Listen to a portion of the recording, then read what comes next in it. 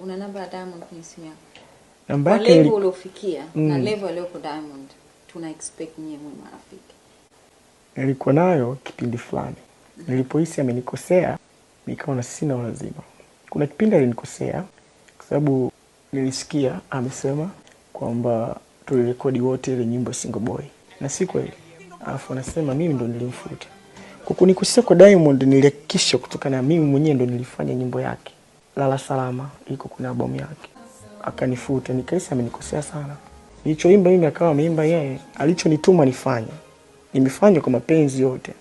Na mimi namsupport kila msanii wa Tanzania anayefanya vizuri, anayeimba vizuri. Sikatai, anaimba vizuri. Sijui ukisema umekopi, sijui I'm proud. I'm proud. Mimi sijamind wani, lakini usiseme kwa watu kadanganya, ukaonekana mimi sifai. Siko hivyo mimi. Watu wengine ambao hawaelewi vizuri wanaweza kumwamini Diamond. Kama kila mtu ana mapenzi yake, labda kuna wengine wanampenda Diamond, wengine wanampenda Alikiba. Unaweza kawa wengine wanampenda Diamond wakaamini mimi nimemfuta Diamond kwenye ile nyimbo Single Boy, lakini la Shahidi producer Maneke ndio alitengeneza ile nyimbo. Sikuwahi kuna Diamond studio na sikuwahi kufikiria kufanya nyimbo naye. Ila alinipigia simu baada ile nyimbo kuleak Single Boy. Tayari nimeshafanya na JD. Akaisikia kwenye simu, hali kuna nyimbo nimesikia, unaonaje ili tukifanya ile itakuwa safi sana. Akanipa mpaka idea ya video na nini nikamwambia sawa, inawezekana, lakini mimi nadhani itapendeza zaidi tukifanya nyimbo nyingine mimi na wewe, sababu ile tukifanya mimi na wewe haito make sense. Inapendeza ikiwa Single Boy Single Girl. Hicho ndio kitu nilimjibu.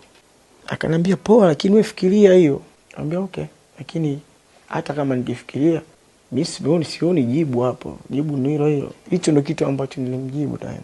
Baada kama wiki moja nikaja kusikia kwenye mablog kwamba mimi nimemfuta kwenye ile nyimbo Single Boy, wakati yeye ndio alinifuta katika nyimbo yake. Shahidi producer wangu mimi KGT anaitwa, ambaye nilitoka naye muda mrefu sana katika nyimbo. Hiyo nyimbo ambayo Diamond alikufuta, nani alimuita mwenzake wafanye naye collab?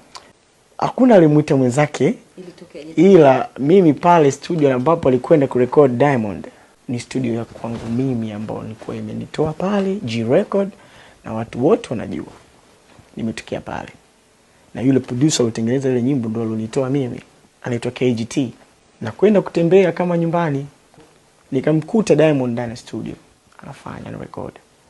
Kuingia pale ndani ya studio nikakuta amesha record kabisa, anafanya. Akaniambia hebu sikiliza hii.